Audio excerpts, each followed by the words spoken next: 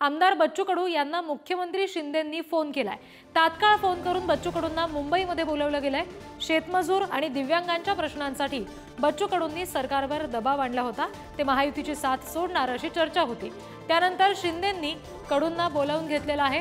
आता या दोघांच्या भेटी दरम्यान नेमकी काय चर्चा होते हे पाहणं फार महत्त्वाचं आणि तितकंच औत्सुक्याचं सुद्धा असणार आहे। प्रतिनिधी छगन जाधव यांच्याकडून अपडेट्स घेऊया। छगन, नेमकं कुठल्या कारणासाठी बच्चू कडूंना इथे बोलावलं गेलंय? मनधरणीचाच हा प्रयत्न असेल असं समजतंय का? अगदी आपण पाहतोय की गेल्या अनेक दिवसापासून बच्चू कडू जे आहे ते महायुतीच्या विरोधात आंदोलन करताना आपल्याला पाहायला मिळतात।